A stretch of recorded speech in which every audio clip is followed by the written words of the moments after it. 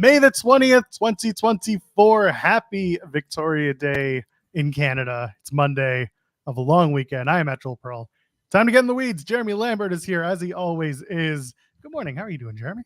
Hello, Joel. Happy Victoria Day, everybody.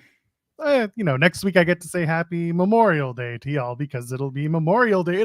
It'll be Memorial Day. It'll be Double or Nothing will have happened, and King and Queen of the Ring will have happened, and all this other wrestling stuff will have probably happened, and different various events will have occurred. Fireworks and things of that nature, I'm sure, will have happened.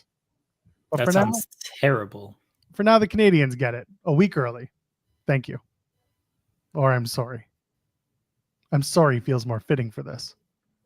I'm sorry. Yeah. Anyway, hi. How was your weekend? Fine. Just okay. I get it. We got a lot to talk about today. Okay. Did you know that Don Callis is involved in 3 matches at Double or Nothing? Is he? Yeah. The Takeshita match, technically the Ospreay match, and if they do Orange Cassidy and Trent Beretta, there's 3 matches he has. You can't spell Double or Nothing without Don. Well, they are doing Orange Cassidy and Trent Beretta. That's confirmed. So. You're right. They did confirm that on the Saturday show. You're right. I just, in my notes, I didn't have it as confirmed yet. But yeah, there you go. 3 matches with Don Callis. Double or Nothing is the Don show. I guess he's going to be on commentary for all of them. That's fun. He should just be the special referee on all those matches. No? What about Kyle Fletcher? Is he in a match? I don't know. Is there a Ring of Honor TV title match for him to win? Or lose? It's Ring of Honor. He can only lose if it's a Ring of Honor show and he's putting the title on the line. You have to math up, right? No, that's wrong. He can only lose if it's an AEW show and it's a non-title match. He wins if it's an ROH show. That's what I'm saying, is that if it's a Ring of Honor, if you put the title on the line and it's a Ring of Honor show, then he can lose. But if it's an AEW show and the title is on the line, he cannot lose. But if he puts the title, if he doesn't put the title on the line and it's an AEW show, then he does lose. Not can, does. I feel like you're all over the place here, Joel. I am. It's a Steiner Math Monday type of promo. I got two and a 23rd chance of making it through this show without losing my mind. Good luck. There has been a lot of toddler time for me this past weekend. So you got to understand, I am very burnt out. Do you want to take the show off, Joel? No, because then we got to call SP3, and I can't do that to him. I can't do that. Wouldn't have to. I got other friends, Joel. Curious, who else would you call? John Alba. See what John Alba's up to. I don't think John Alba has 2 hours to kill. What's he doing nowadays? Exactly. What's he doing? Night sports? Yeah, something like that. I assume he's asleep at this hour. Fair. Andrew Zarian isn't going to give us 2 hours. We're lucky 5 minutes out of the guy these days. He's too busy burying us on Tuesdays. I'll call my cat. My cat just jumped down. I don't know what she wants. You ever watch I doubt you do. Have you seen the new Tosh podcast that he does? Daniel Tosh? Yes, Daniel Tosh. Tosh Point podcast? Well, he calls it Tosh Show. Had to think about it. Anyway, after he does the interview airing, it's him and his dog sitting opposite each other, and the dog just makes faces and sits there. So pretty much that's what I would expect if you bring the cat on. You would need a second camera on the cat. It would be cat cam, which honestly probably I got a second camera. I could use a second camera for the cat. Oh, I forgot. That's right. From when we used to do the gaming streams. Yeah, I got a multi-camera setup if I wanted to utilize it. I don't, but I could. Thinking about this. I'm also thinking about the thumbs up that y'all are giving on this video. What was that? Did you just unplug something? No, that was on your end. I didn't do anything. That was a Windows sound. I don't use Windows. That's true. You're not on. I don't know what something just unplugged itself. I have to look at that later. Anyway, leave a thumbs up on the video if you haven't already, and of course, subscribe to the channel if you have not. That sound that was made, that was specifically for you to do the things I just mentioned. And donate a super chat. Any amount, get your question or statement read on the air. And on top of that, if you donate enough, I'm sure Cody Rhodes will jump over from Busted Open to our show. Probably not, but a man can dream. Leave us a good review on iTunes as well. Yes, that helps us in search returns and brings us to the forefront of your podcast searches. I hear that's a good thing these days. Yes, we have to plug the iTunes or the audio reviews now. This is a mandate that has come down from the top, Joel. Okay. All right, get on it. If you haven't already, do it. I'll do it after the show. All right. Make sure you plug this from now on, Joel. Okay, I'll put it in the notes. All right. You see me doing it? You see me putting it in the notes? No, I don't ever see you doing anything. That's fair. We turn on the cameras, nothing's done. The thumbnails, AI completely. I built an AI bot. Are you looking for your cat? My cat's very curiously looking underneath the dresser. So we have this is riveting stuff here. We have this bug in the house. I don't know where it came from. I assume outside, or two bugs fornicating to create a new bug that has now penetrated our house. Well, it wasn't the only thing that was penetrated to come here. Yes, that was the joke, Joel. Thank you. You're welcome. So there's just been this bug in this house since last night, and the cat has been obsessed with finding this bug and protecting the home. And I feel like that's what she is scoping out right now, is the bug may or may not be underneath the dresser. And so she is waiting for it to come out to pounce on it. This is her life mission, is to attack this bug that has been potentially like, the cat's kind of dumb. No offense, dummy. Cat's kind of dumb. So I'm not sure this bug actually exists. I've not seen it, but in her mind it exists. And so she's going to protect us from this bug. I need to see this bug get taken down by your cat. Well, I don't think the bug exists. I think the cat is making this up, and she's just staring stupidly underneath the dresser. I don't think there's a bug underneath the dresser. I could be wrong. Maybe the cat is smarter than I give her credit for, but I don't think so. Well, after the show, when you go looking under the bed for bug. Nope, not happening? No, I don't really care. Oh, okay. People mentioning fornicating bugs is a hell of a conversation. Listen, this is what we do. This is 3 days a week for us on the air. This is 2 hours. You want to fill 2 hours with content? That's how you do it. Fornicating bugs and children. What kind of bug do you think fucks best, Joel? The bees. You think so? We tell stories of birds and bees. Why wouldn't the bees be the top ones? I guess so. That's it. What do you think? Ants, I feel, do a lot of fucking. There's a lot of them. Like, you know what I mean? There's a lot of ants. Oh, cicadas? Yeah. Yeah. Unfortunate list order? I'm scared now. What did I do? Did I talk about wrestling? I'm sorry. That was a mistake. I think ants might have that beat. Grasshoppers, yeah. They got the mounting very well with the grasshoppers. What that makes sense. What about praying mantises? I feel like I wasn't going to draw attention to this, but I did say this by accident. Yes, poor choice of lists. Yes, their name is a little rapey. Well, are they praying or are they praying? Still a little rapey, I guess. I mean, if you're into the Catholic Church. Nah, not a fan of them. Don't like them. Oh, here we go. In Florida, there's a love bug. All they do is fly in the air in pairs and bang. That's Florida. That's Florida, like to a T. Yeah, that's Florida. Period. Yeah. Yeah. I got one person with that joke. And that's Oh, all no. that matters. I think now the cat just wants out of the room. Oh, Just yeah. staring. The bug must be somewhere else, according to the cat.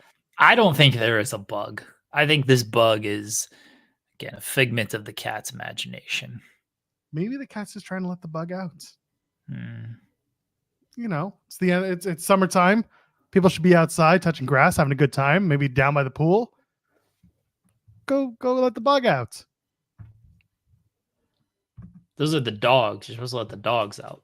I know, but then there's, I'm sure, a Kidz Bop version with cats, right? There's got to be. Did you hear the Kidz Bop You bet. of Not Like Us? You bet. And it was terrible and fantastic all at the same time. We ride the bus. We ride the bus. If you haven't seen it, go find it. It's just, there's no justice you and I can give to it. You have to go and listen to this really ridiculous. Hold on. I got to let this cat out. All right. Maybe the bug owes the cat some money. Oh my goodness. Yeah, I'm telling you. Of all the songs, you've got to go listen to this one specific song. And it's probably A minus. Somebody did. It was in the quote tweets. It was in. Hold on. I'm going to fight Luis Polito here in a second. Can we all fight Luis? He's easy to fight. All right. What's he gonna do? Lucha us to death? So there was in the quote tweets of like, oh, what's the Kidz Bop version of Euphoria? And I saw people like making up quotes for that. Well, my favorite one was, instead of what is it, the braids, it's what is it, the grades, which was hilarious to me. And then we don't want to hear you say recess no more. But then, like, I don't think anybody actually made the song. And so someone actually did make the Kidz Bop Not Like Us. Someone like made that. So a couple of things on this. I actually forgot the first. Well, the first is, now you have something you can play for your kids in the car. Yeah, I guess so. I forgot that I was going to say a couple of things and I completely blanked on, like, immediately of what the first thing was. But anyway, the second thing. So we were at this event. It was for one of the 12 kids, or 2 or 3 or 4 or 5 of the 12 kids. Who knows? But we were at this thing and they were playing songs, right? They were playing just random songs. And they played All I Do Is Win. You heard that song? You know that song? All I Do Is Win, win, win. Yeah, no matter what. Yeah.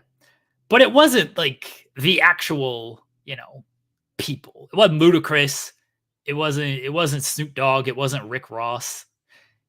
It was, I guess, a Kidz Bop version. No idea if that's who it was. So I was talking one, it was like, this like Kidz Bop? So did they do rap songs now? And she's like, I don't know. I guess so. But there's a line in that song from Ludacris of like, our hands go up like strippers' booties go. And I was wondering, in the Kidz Bop version, were they going to say this? So I was like, hold on. Tell my wife, like, hold on. Just don't say anything for a second. Let me listen to this verse. And sure enough, in the, I guess, Kidz Bop version, they still do the my hands go up and down like strippers' booties go line. That doesn't seem super kid friendly, but I guess. And so the teachers like hear this line and they look over to the speaker like they are going to get angry at this speaker of like, how dare you say this strippers' booties line, you speaker. But then they just played the rest of the song. Snoop Dogg's talking about dealing coke in the song. I just played it. It was fine. It all just went down. It was all good. Well, I don't listen to Kidz Bop, okay? I only see the commercials like years ago, because now they don't do like Kidz Bop's commercials, at least the commercials that I watch. And I didn't know they did rap songs, but yes, I heard All I Do Is Win, assuming it was a Kidz Bop version. And they didn't really edit anything. It was the regular old All I Do Is Win song. Although I'm pretty sure the person who did the Rick Ross verse and the Ludacris verse was the same person. So I hope they got paid double at least for that. I feel like one person gets paid for the entirety of the song. And that's it. Now, the Snoop Dogg kid sounded different than the other kids. Okay. Listen, while we're talking about all this, all I can think of is who's going to do a Meet the Grams Kidz Bop. No, you can't do that. You could try. No. Yeah, you can. You can do. Come on, it's all about someone meeting someone's family for the first time. You can't do that. Someone's gonna try it. Don't feel like you can do that. Someone's gonna try it. I swear. Someone's gonna do it. Oh man. No, we're not going to abolish Kidz Bop. We're going to keep it. Kidz Bop should be kept, especially after this weekend. Seeing that, should it? Oh yeah, of course. I didn't know it was still a thing. I really didn't. Those are just people playing. Like there's no way it still exists for real. I think it does. Does it? I gotta look this up now.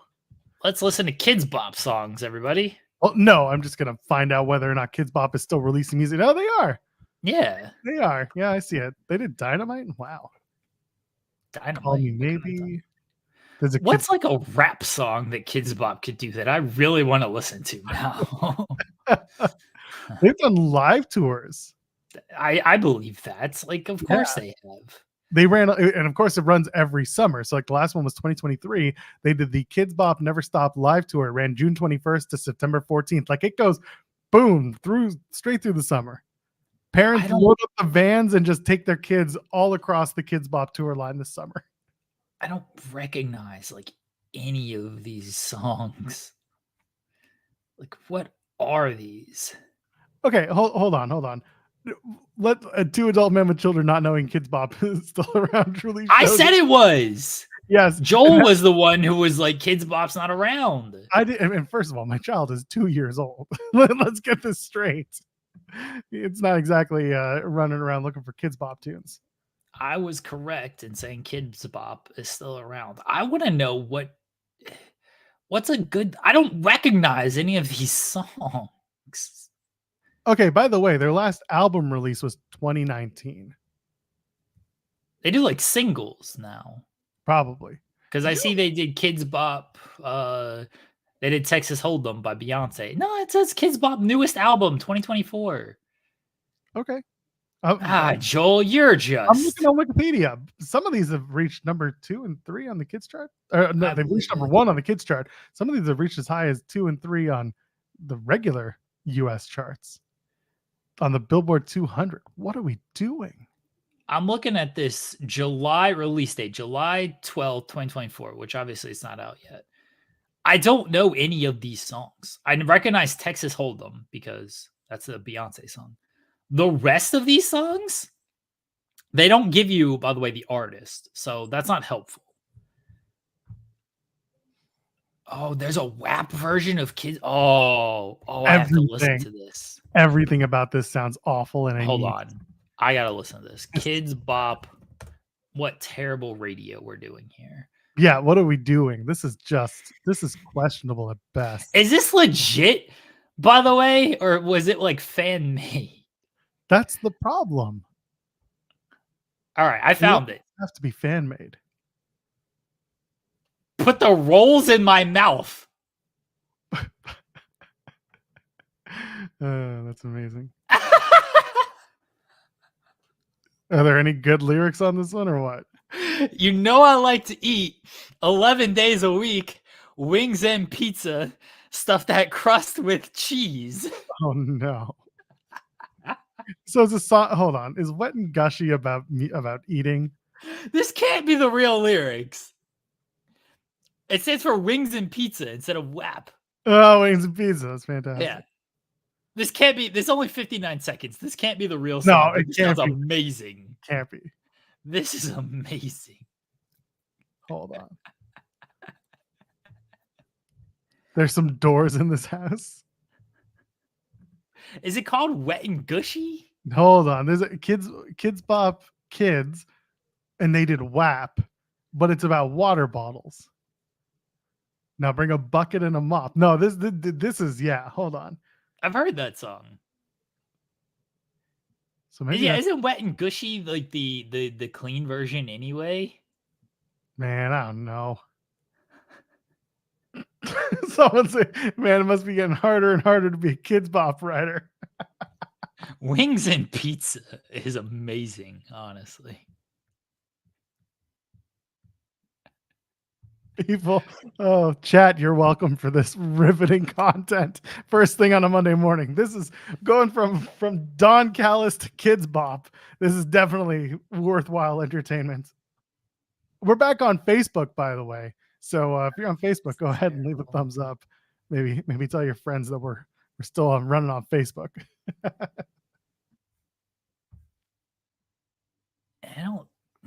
Is this a real song? Did they really do? No, nothing is real. Nothing on. I don't see it on the YouTube. Is the thing. YouTube always has everything. So. And yes, go leave us a good review on iTunes and all the other platforms you listen to us on. You can leave us a terrible review on iTunes. I don't care. This is the point right here. Busted Open can talk to Cody Rhodes. We're doing deep dives into Kidz Bop. Maybe Cody wants to. Cody's got a kid. Cody's got a 3-year-old, 4-year-old, maybe. Come on. Why isn't Cody going into this with us too? I need the Kidz Bop commentary from one Cody Rhodes. Tag Cody and ask him, what are your thoughts on Kidz Bop? Do the Twitter thing. Don't take your thumbs up away. This is the stuff dreams are made of in here in the wrestling world. Kidz Bop. We will ask him if there is a Kingdom version for Kidz Bop. Pretty sure. Why did Kidz Bop have a podcast? What did they possibly talk about? The writers need something to vent about when they finally find the lyrics to write for some of these songs.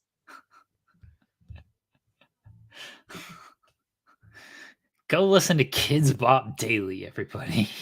It's a daily? Boy, do I feel. Apparently. Oh, man. Even we struggle at 3 days a week. How do they do it daily? I don't believe they actually do it daily. Here's the song we do.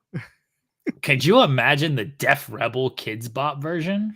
Yeah, they'd all sound the same and the words would just be garbled messes. That's the thing. There's no words to wrestling themes nowadays. It's all just the name of the wrestler or the tag team and then shitty guitars and drums. Yeah, it's just awful is what it is. It's just whoa over and over again. They ruined the creeds. I don't even know what the Creed's theme sounds like. It's now that. Remember when Sean would come on the show and make the joke about him and I making theme music and it would just be drum and bass and whoas? They literally did that to the Creeds. Like they did it 2 weeks after Sean said it, and I was beside myself that it actually happened. It was either the influence or just the weird world working in its ways.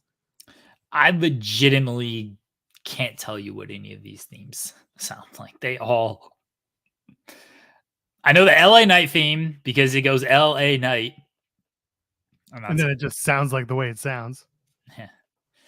Is there a Kidz Bop version of Mini Men? Oh. Can't be.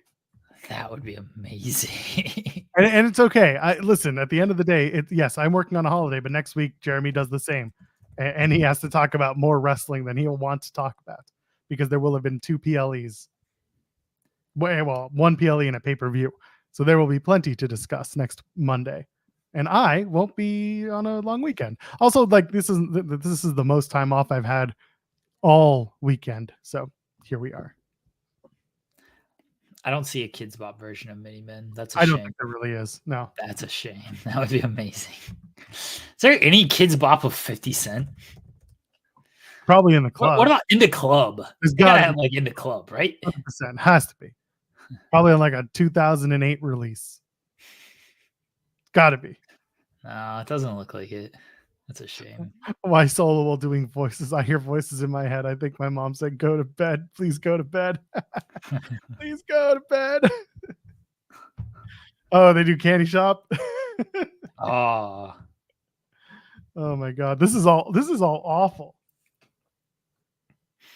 This is awful. have Anyway, you ever licked the lollipop, Joel? no, I don't need to go to the candy shop. Magic Stick would be a good Kidz Bop song. Too many kids listen to it already and think it's perfectly normal, totally harmless. There's no way there's a Kidz Bop of PIMP. That's not true. No, there isn't. I think people are just saying. No way. I'm looking all these up, by the way. I really want to listen to them. I can't bring Louis up on screen, but that's just, oh my god.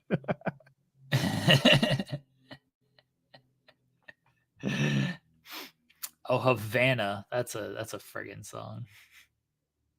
I like the Camila. I do remember that song. Havana Unana. Yeah, that's all it is. Camila Cabello opened for Taylor Swift on the this is the Reputation tour. At least the one that I went to in Nashville.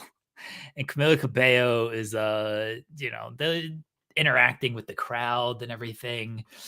And she's like, Bop ambitions as a writer. Kidz Bop have hit him up. That's why I stole your lunch money, bitch. Kidz Bop just ruined everything. That's all we need. All right. So bad. Camila Cabello is like interacting with the crowd. And she's like, oh, she's about to sit down at like a piano. And she's like, I'm going to play you guys the greatest. She's talking about love and everything. She's like, I'm going to play you guys the greatest love song that has ever been written. And I just go, Havana Unana. And these people in front of us turned around and started dying. I got the biggest pop of the night at a Taylor Swift concert. It turned out it was like from Beauty and the Beast, one of those fucking songs is what she ended up playing. But the people in front of me popped big time at my Havana joke. Oh, that's so stupid. Are you, by the way, are you about to become like the biggest Giselle Shaw fan? Have you seen her new gear? Or I guess the gear she wore at Rebellion and now she's in a Reputation era? Yes, I watch TNA wrestling, Joel. Just follow her on Twitter and you'll get the whole, you get it all from there. Big Swifty, that Giselle Shaw. West Side Kids do Kidz Bop of Tupac. Oh, man. Stop it.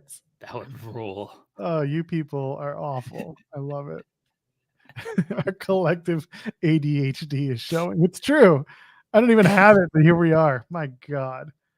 Anyway, you want to? Could we rewrite "Hit 'Em Up" into a Kidz Bop song? You can rewrite anything into anything if you really want. I know, but like, let's do this on air.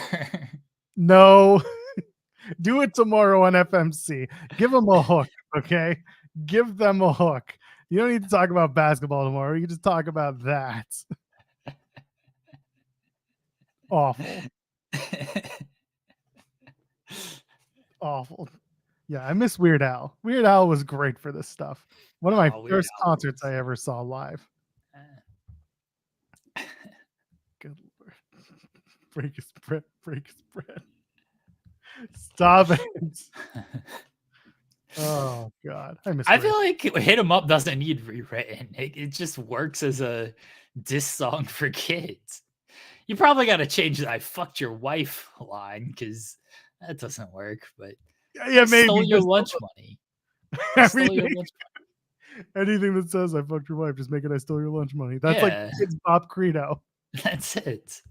But the whole thing is you're supposed to take a positive effect to it. You're not supposed to, say I stole your lunch money. You're not supposed to like make that an okay thing. Nah, we need Kidz Bop disses, dude.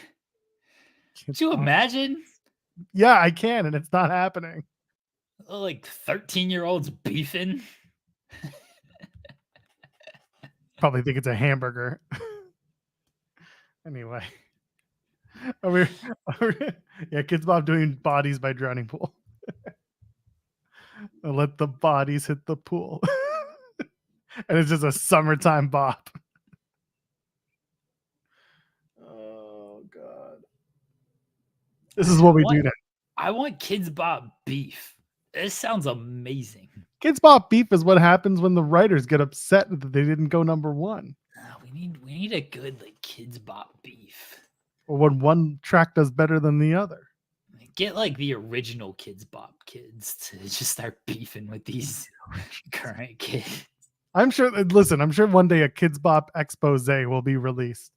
You want to do that? You want to split off from the show, split off from Fightful, split off from wrestling, and go interview the Kidz Bop kids who are now adults, and see if we can get Kidz Bop scoops. You think the world would be ready and pay for Kidz Bop scoops? No.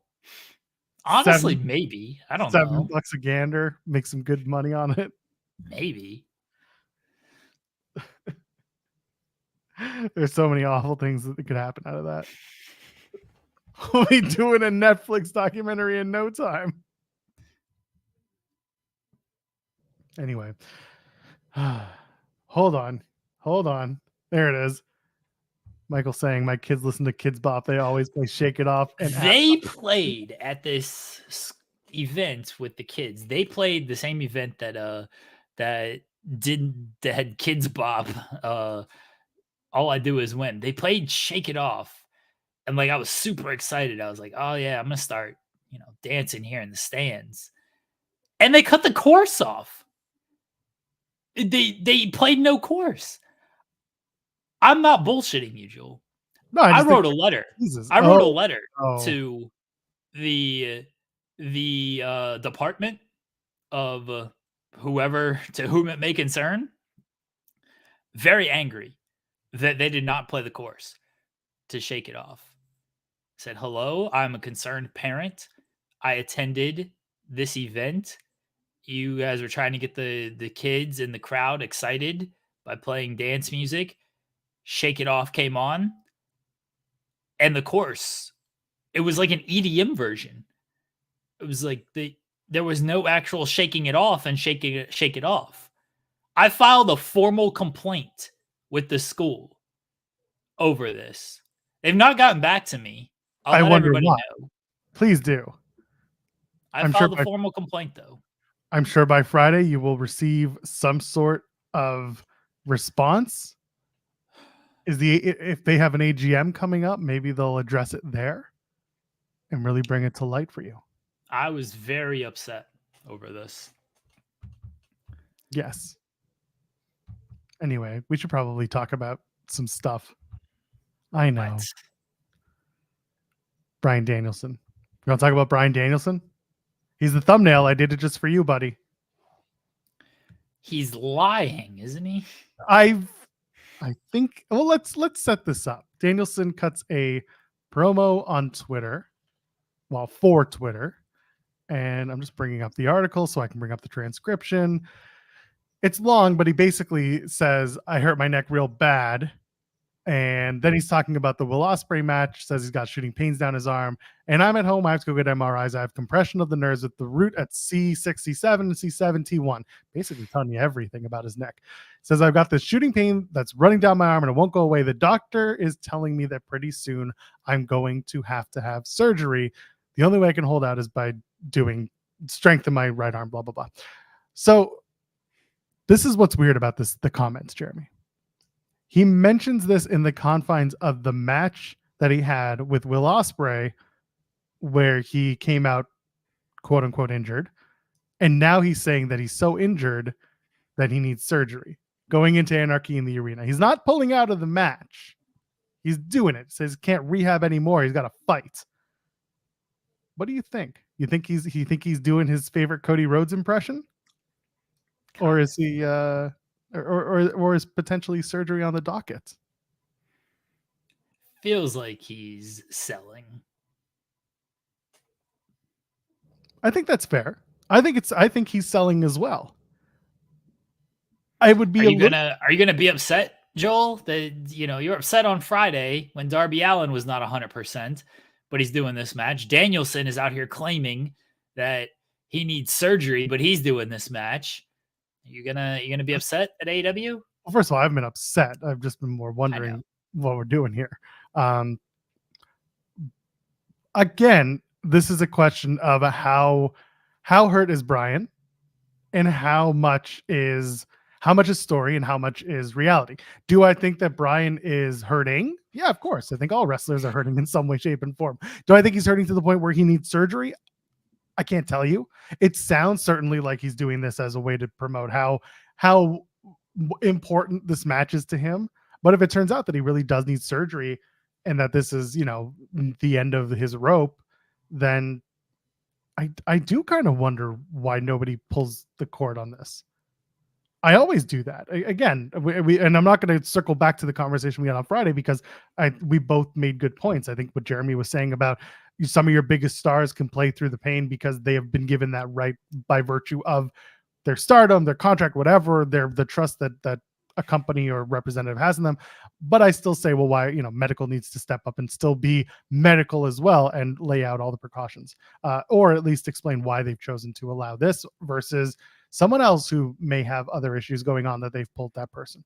But again, the big question here is we don't know what's real with Bryan, but we do know what's going on with Darby because that's been documented multiple times in multiple places as real. The bus, the broken foot, those things those things are real, but we don't know with Bryan. Also, he came back like 2 weeks after taking that storm driver. I don't think Danielson is dumb enough. Maybe he's a wrestler. They're all a little bit crazy. Truthfully, I don't think he's dumb enough to need surgery, but then go forward with something like this if it's going to risk it being worse. He talks about how he wants to be there for his kids, how he doesn't want to be the old man who can't play catch, wrestle on the floor with them. He talks about that, and I believe him when he says that. And he's talked about it enough, and he seems genuine about it enough that I do believe him when he says he doesn't want to just be a crippled old man playing with his kids because of everything that wrestling's done.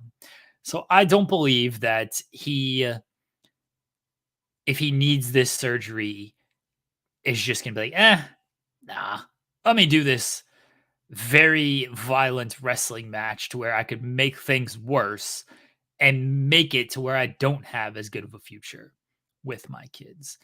That's why I think he's just working.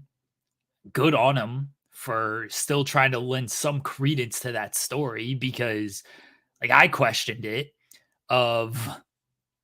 he took the move, he came back a couple weeks later, and then he's just yeah, I'm going to just fight in Anarchy in the arena and I'm just going to wrestle every week until then. Move clearly didn't hurt all that much. Ospreay's over here, doing the double underhook, thinking about it for a split second, and then let me just do a different move now instead of this completely throwing me off my game. They had a story there with the Storm Driver, Tiger Driver, whatever you want to call it. And then they just kind of dropped it because pro wrestling and reasons.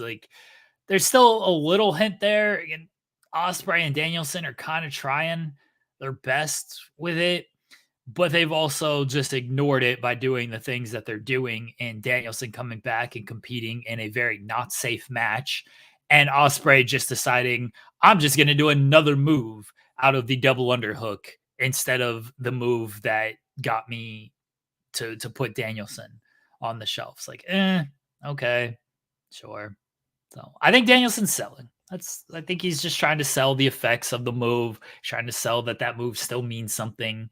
And he's trying to sell what Anarchy in the Arena is. And he's trying to sell how big of a match and how important this match is in the confines of AEW. Well, it's one of the 20 main events that night. So yeah, he's got to sell it.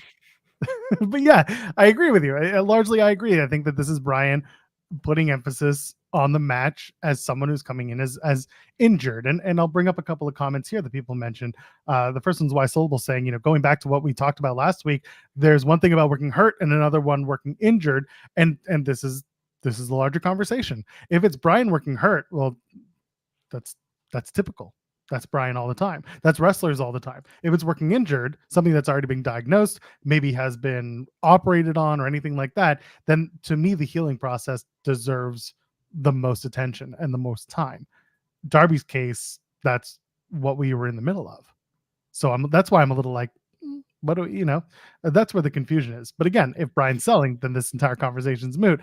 And Henry also mentions, what if it's like Cody Rhodes, who had the torn pec, damage is done, there's no risk to it getting worse. What the only problem I see with that is a pec is completely different from your neck and spine.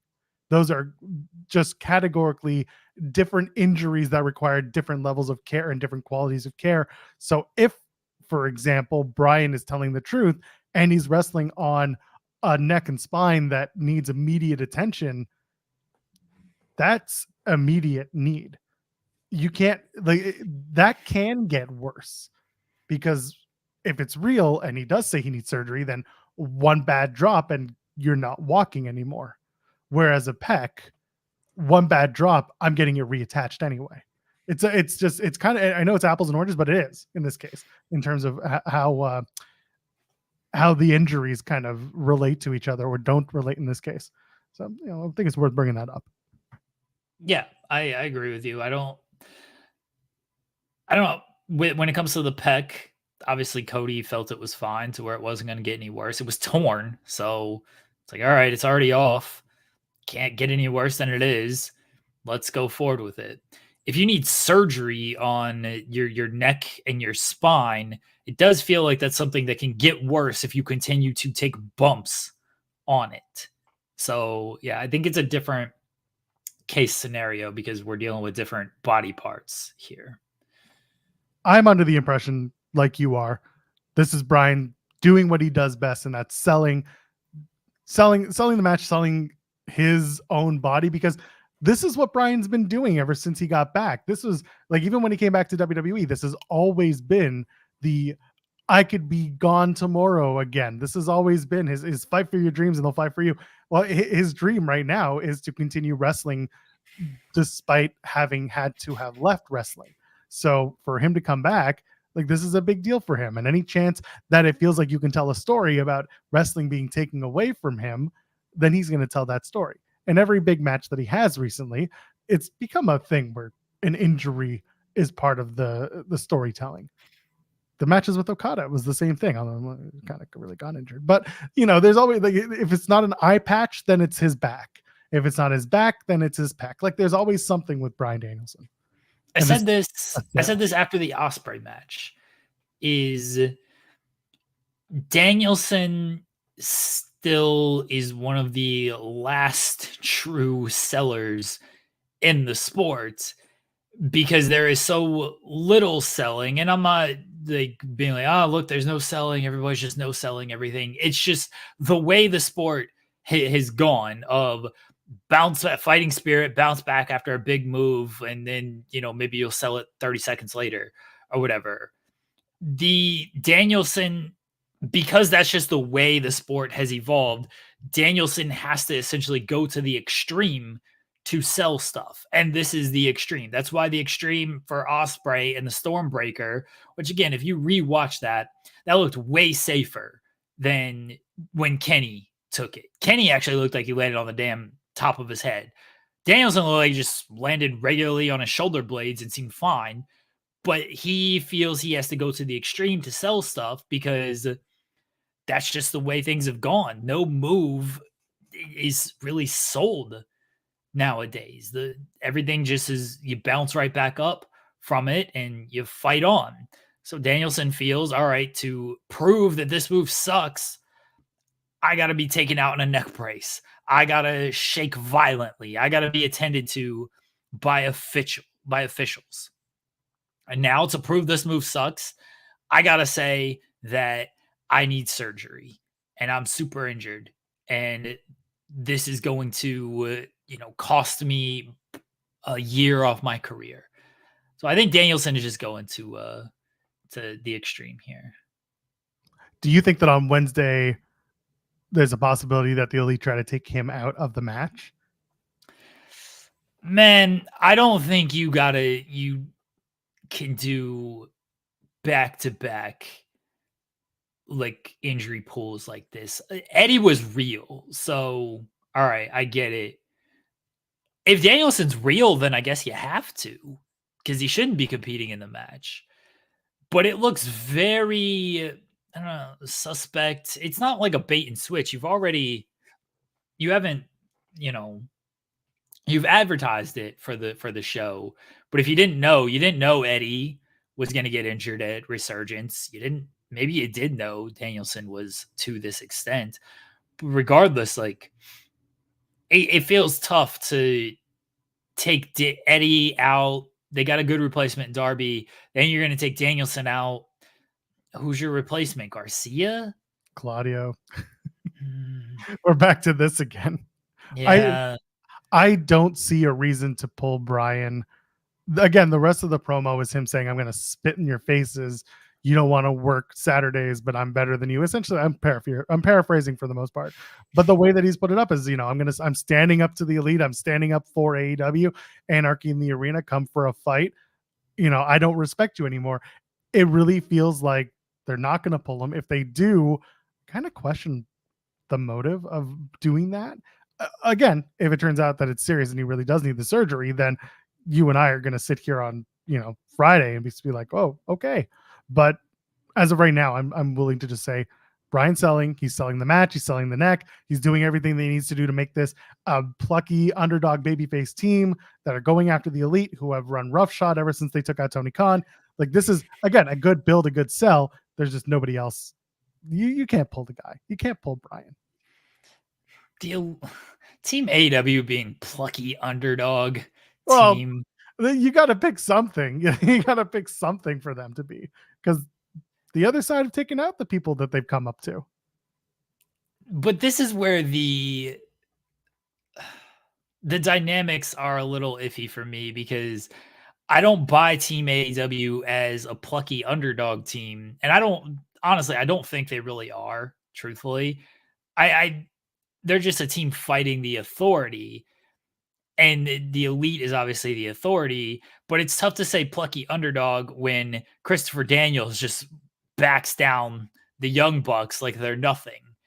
So that, going back to that whole thing, is like, I don't think that should have happened with the elite. I know I did like that they fired Daniels, they beat Daniels and then fired him. That showed like abuse of power, abuse of authority. I did like that, but I don't buy that Team AEW is plucky underdogs. I buy that they are just fed up with the elite. They don't like what they did to Tony Khan, and they're basically just standing up to these bullies more than they're just, we're the underdogs and we're fighting through injuries. I think it's more of, we care so much about AEW. We don't want it ruled by you. We're going to stand up to you.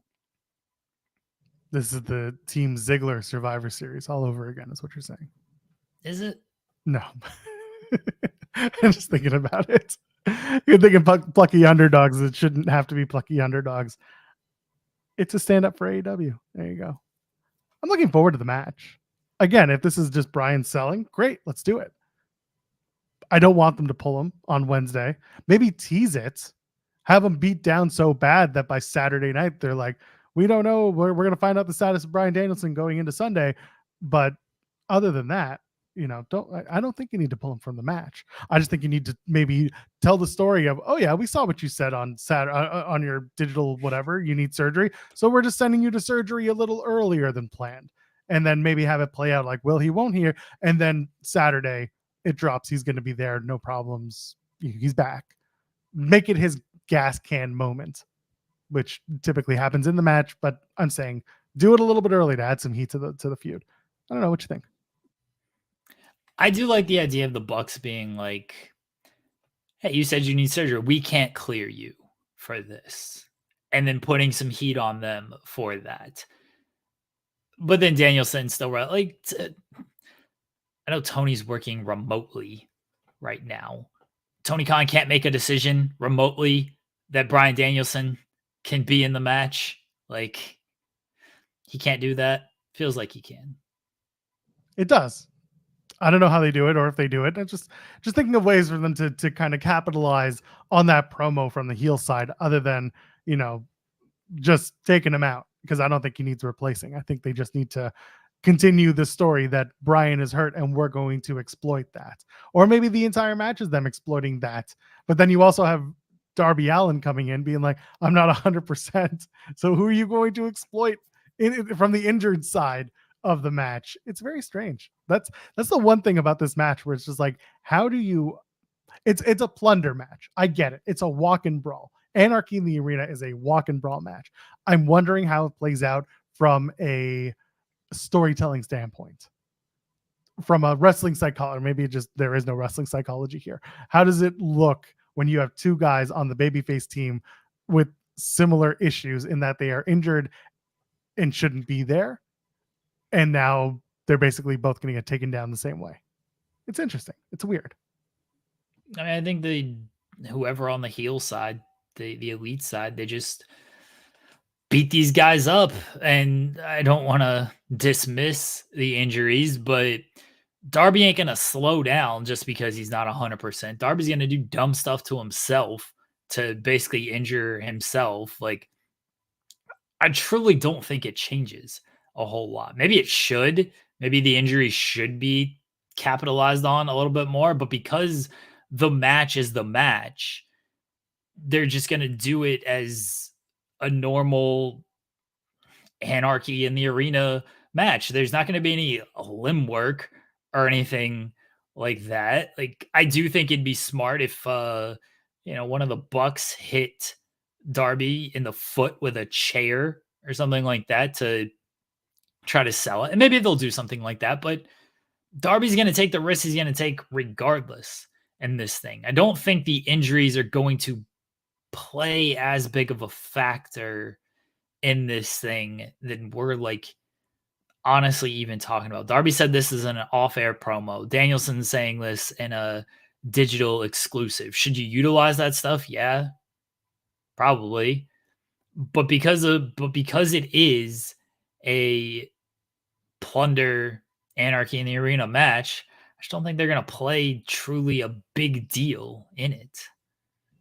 Throw Darby off the roof of the MGM Grand. Let's go. That's a Malachi thing. They're going to do that with Malachi and Cope. And Malachi's going to come back 3 weeks later. Remember when he threw him off the roof of Titan Towers? They should do a monster truck match in AEW. They should, but where would they do it? On which roof? They should do it on the Sphere. Go to Cobo Hall. Back to Cobo? I don't think they're going to run Detroit anytime soon, are they? For that, they should. They're running Little Caesars when they go to Detroit. All right, do it in Little Caesars then. I don't care. Like the roof is really, you know how all of the roofs on these newer venues have like the glowing logos on top of it? I don't think you can mess with that. I don't think there's like a big protective layer for monster trucks. Fine, just rent Cobo again, and you don't have to run the show at Cobo. Just run the monster truck battle. That's fine. Just do it in Daly's place, but like empty out Daly's place and do it there. Do it at the stadium. Do it at the Bank Stadium. Oh, that'd be good. Yeah, just set it up like monster truck rally style, but instead do like a free for all monster truck gimmick. No one can like fall off of a roof of the stadium though. Well, you can just throw people down the stairs instead, like Ethan Page did that one time too. I guess you can throw them off the. I guess you can throw them off like the side of the, like you're up at the very top and then you throw them down.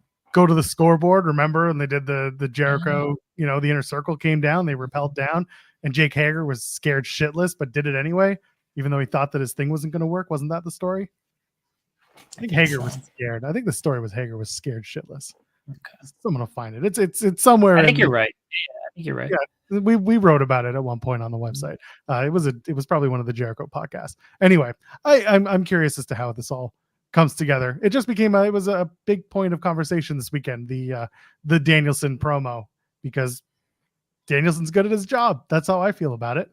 And we'll see where it plays out on Wednesday, if at all. It's entirely possible, like you said, that all of this stuff happened off the air or not on the TV show, so they might just leave it be, and that's it. Danielson did mention on this is Rampage now that that he's got basically a bounty on his head for what he's done, and then he does the match with Satnam Singh on Wednesday. So I'm wondering how that's going to look. I think Satnam Singh is going to chop his neck down his back. Yeah, that's the thing. Like, Danielson's still wrestling, so that is a little. We kind of just came to the point of what are we doing here? It's not like he's actually like, I'm really beat up. Let me preserve myself for Anarchy in the Arena. It's like, no, I'm really beat up. Let me face Satnam Singh. That's what you do. You face the big dudes. Lunatic. Like when he went up against Omos. He's going to do his best with Satnam Singh. I don't know how that match looks, but it looks like Danielson just bumping his ass off. And that's the thing. I think every once in a while, Bryan likes to do that challenge for himself to see how well he can make someone else look, because he wants the challenge. Yeah. Anyway, also speaking of people who are only working Saturday, the Serena Deeb story. Did you find it a little strange that they're doing this match at Double or Nothing, which will be good with Toni Storm and Serena Deeb, but there's no Wednesday stuff? Like, it's basically like Mariah May, Harley Cameron, and Saraya and Toni Storm on Wednesdays, and then Deeb and Storm on Saturdays. Has that felt a little weird to you? I cannot possibly care about this Toni Storm, Serena Deeb stuff. I like Toni Storm. I think the character. What? They're running a pay-per-view match. You got to care a little bit, right? I mean, I'm saying from a fan perspective. No. I like the character of Toni Storm. I think she's fantastic. I like Serena Deeb as a wrestler. It feels like it's a complete mismatch.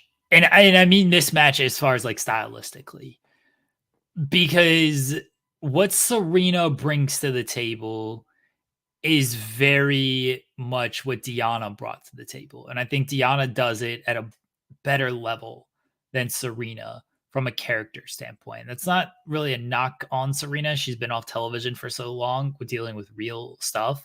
So like, I get that. But she's like a heel, but she's trying to babyface because of all her real personal things that she had to go through to come back. Toni's also a heel, but she's also kind of beloved because of her antics, so she's kind of a babyface. It's a weird styles clash, and it's not really working. I feel like I just saw this story with Toni and Deonna of, Toni, you've lost your mind. I'm going to pull you back to reality. And Deonna like actually had some real stuff to play into there with the tattoos and everything. It's stylistic. I'm sure the match will be good, by the way. I'm sure it will be good. But the character styles of these two just do not mesh. And it's not for me. And I like Toni Storm. I really love the work Toni Storm does. I'd love to have her on the show in character. I think it'd be great. But you have to pronounce it like she does. Tatu. Sorry. Tatu. Dinamite. Coliseo. Anyway, I see someone in the chat mentioning, there's two stories going on. There's the love triangle with Mariah May and, oh my God, I just had her name and I forgot it. Mina Shirakawa. I was thinking of Hayashishita for some reason. Anyway, completely different wrestler too. Yeah, you've got the stuff with Shirakawa and Mariah May, and then Toni Storm's in there too.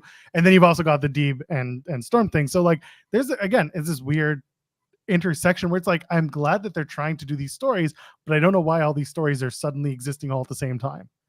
And like you said, the stuff with Deonna is a little bit similar to what they're doing right now with Serena Deeb, and I don't know, I kind of hope they figure out whatever that's supposed to look like, because there's a lot in Toni Storm's world.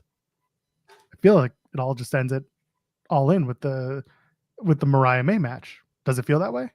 I like this stuff. The side, it feels almost the main story now with Toni Storm and Mariah May. I mean, it's kind of been the main story. It's been ever since Mariah May came into the picture and started cosplaying as Toni Storm, like it's always been there. It's sort of been in the backdrop, but also been at the forefront. It's been at the forefront more with Mariah May wrestling a little bit more. Mina getting in the mix, Toni trying to protect Mariah from like Anna Jay and Harley Cameron and everything. Like I like that stuff. Serena Deeb feels like the side quest right now, and she feels like a side quest because she hasn't been involved too much. When she did come back, she dubbed herself the final boss, and The Rock took that, and she was off television, and so she couldn't be the final boss. And I don't know, the Serena Deeb stuff. It's just not. It's not. It's not hitting for me. So is what it is. I don't know if it works for you guys. Cool, more power to you. To me, it's just the character dynamics are not there for me. I'm way more interested in the stuff going on with Toni and Mariah and where that goes. Serena Deeb just feels like challenger of the pay-per-view. Get it done, get it out of the way, and then we move on to something more. Yeah. No, I agree. And again, if it's going to lead somewhere down the line with what we're talking about with All In and having the love triangle become the actual story, then I'm all for it. I like that. It's just a little bit like we're telling two stories at the same time. One is for the women's championship, and the other one is a personalities slash,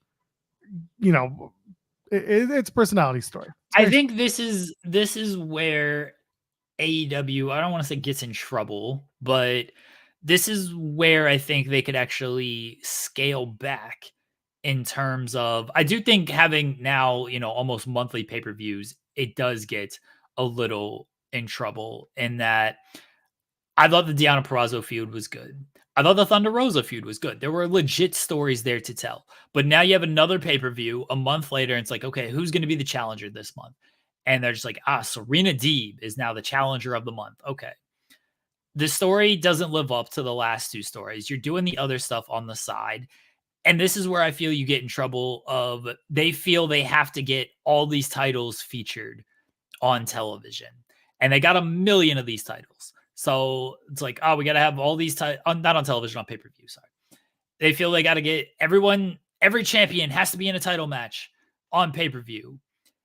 And this is where I think you can scale back of like, no, actually, not every champion does need a championship match. What's wrong with this month? I'm sure people would complain, but whatever. The people who are going to complain probably complain about everything. But what would have been wrong with Mariah and Toni teaming and facing Saraya and Harley Cameron, or Saraya and Anna Jay, or Mina, Mariah, and Toni against Saraya, Harley, and Anna Jay? What would have been wrong with doing something like that instead of Toni's the women's champion, she needs to have a women's titles match, here's Serena Deeb? They want to get all these champions in matches on pay-per-view, so that's why you have 13 match pay-per-views. And also, sometimes I don't think you need that. Sorry, I was going to argue in favor as well that one of the benefits to doing something like a trios or a tag match like that, which, yes, I see, chat, they're doing it on Wednesday. That's fine. But the point is, if you run that on the pay-per-view, it does put spotlight on that story. And on top of that, it makes your TBS championship match even more important between Mercedes Moné and Willow Nightingale, because now that is the title that you are focused on in the women's division for that pay-per-view cycle, instead of trying to put all the titles on one go. It's something that, Jeremy, you and I have talked about frequently when it comes to establishing titles in AEW as to what's important, is that they can all be important at different times. As long as the world championship is considered most important, you can have titles cycle in and out of importance. TNT title is on the back burner, Continental title is at the forefront. You can do stuff like that, but unfortunately it's not something that's been a focus, for better or worse, in AEW's kind of building towards pay-per-views. Yeah, I don't know. I should Chi-Town Spurs is, saying that Harley Cameron should not be on a pay-per-view main right Put now. her in a trios match. What's wrong with that? That's what it would be. it would just be a trios match. Like, I don't know what the big deal about that is. And then he just saying like it's against AEW style. Okay. What's AEW style? To have every champion in a championship match, Joel. All right, That's their style. It's fine, sure. I don't know. I think what we're talking about is in support of it's in support of finding different ways to tell the stories. That's all. She had good matches, by the way. Let's not say Harley Cameron's not, having a good match every once in a while. I think that putting her in a trios match is a pretty good way of introducing her into a pay-per-view caliber program. Why not? It's got to start somewhere. I like our chat. I like Chi-Town Spurs. I like everybody who is commenting right now. Y'all aren't gonna care, truthfully, about Toni Storm and Serena Deeb at the end of the night. The same way you wouldn't care if it was a trios match. Like, I'm not saying y'all in the chat. I'm saying the general of like, this could have been this. Nobody's buying these pay-per-views for Toni Storm against Serena Deeb. That's not what you're buying the pay-per-view for. It's just not. At least to me, I mean, I don't think it would matter if it's Toni Storm against Serena Deeb or if it's Toni Storm in a trios match with Toni, Mina, and Mariah against Harley, Saraya, and Anna Jay. I don't think it sells one pay-per-view difference. And at the end of the night, I don't think these are the matches that people are looking at either. Like, it just, maybe I'm wrong. I don't know. Maybe no, I don't think you're wrong. Sorry, I was trying to clear my throat while that happened. And again, next up, you got to do the Forbidden Door build. That's going to be the next chapter for Toni Storm. So there it is. Anything else from weekend in AEW before we move along? The FTW Contender Series. This is very important, Joel. Yes. Are you contending for the FTW Championship? Apparently anybody can. Like, can I? Yeah, sure. Wow. Okay, let me send a text real quick. I wasn't going to do it. I thought you were going to talk over the FTW Contender Series. No, I thought you were sending a text. I could do that anytime. Oh. I mean, I can't be on this week's episode of Dynamite because I can't get ready in time. But if I can be, after Double or Nothing, maybe they'll put me on the show after Double or Nothing in the Contender Series. Maybe it'll be me versus Hook. I mean, Johnny TV could be part of the Contender Series matches. Rocky Romero. Who did Brian Keith beat? Hold on. There's actually an answer to this question now. That's not nobody. There are actually answers to this conversation. Yeah. Brian Keith. I have to look this up again because the wins are so few and far between. Jeremy Lambert. Boulder. Oh, my guy. Oh, he beat Boulder. Your dude. I'm sorry. Wow, a minute 43. He also beat Shady Drake. There's that. Jack Jameson cut a hell of a promo before the match. Look, I love Boulder. I like Brian Keith. I'm glad he got a win. Always happy to see my guy Jack Jameson on the show. But like, what is this Contender Series? It's not. It's not a. What are we doing here with this? Samoa Joe should come out on Wednesday during this triple threat match, just beat the fuck out of all these guys, and then just be like, "You're facing me, Chris Jericho." That's what the FTW title was all about. That's what we're doing. That's why Taz instituted the title in ECW. We should just have him come out and do it. I love that Chris Jericho is like, to earn a shot at my title, you got to win a match and then win a match. Chris Jericho's booking tournaments here. It's a tournament. You think it's Jericho went up to Tony Khan and was just like, I have got a great idea. And Tony Khan's like, tournament? And Jericho's like, better. It's called a Contender Series. And he lays it out and it makes it very convoluted. And Tony Khan says, sounds like a tournament. I love it. And that's how they booked it. The tournament to get into a triple threat match to see which is an elimination. It's a triple threat elimination match. Very ECW, three-way dance. That's how ECW would do it. Well, no, it's not. They would do triple threats, but anyway. Fine. It's fine. So it's Brian Keith, Shibata, and Hook next. Collision felt very filmed before a live studio audience on a Thursday night. Yeah. It happened. It was a show. That was listen. Tuesday's NXT is going to feel the same way. Filmed before a live studio audience last Tuesday night. Yeah, it was fine, but this is my issue with just the continuity in AEW. The Wednesday and Saturday shows just don't feel that attached. Just no stuff happening, and then on Saturday it's like, here's some good matches for everybody. When they should feel just a little bit more attached. Well, yeah, don't call it Collision, just call it AEW Saturday Night. It's on, and then put it on TNT, and then put it on TBS. The Super Stage started at 6:05. Make it an hour-long show. William Regal can have the opening contest for the WCW World Television Championship. That's not going to happen. He's no longer there. Sorry, I went too far. I'm sorry. Yeah, listen, Collision is a wrestling show. When I went to the live one in Ottawa, I very much was entertained by the wrestling. There was very little in terms of the stories that moved forward, except for the Adam Copeland promo where he brought out Spike. Other than that, it was just a show. It was an entertaining wrestling show. And if that's what Collision's going to be moving forward, then sure. But if you can find some sort of way to kind of move Wednesdays and Saturdays from a storyline perspective together, then I'm all about it. You know me, I want to hear the stories. I want to see the stories. So yeah, Saturdays just kind of exist on a plane. It's good wrestling matches. That's why I hate it. Yes, although you would have loved the Bryan Keith match because it was only a minute and a half. It's your favorite WWE speed right there. It's true. I did actually like that. Yeah.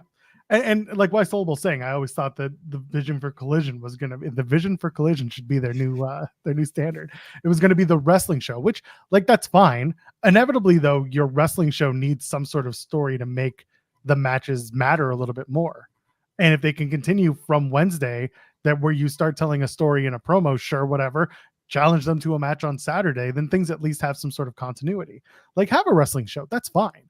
There was a time when SmackDown started in 99. People were like, it was either going to be the wrestling show or it was going to be a women's wrestling show. A lot of people had different variations as to what it could be.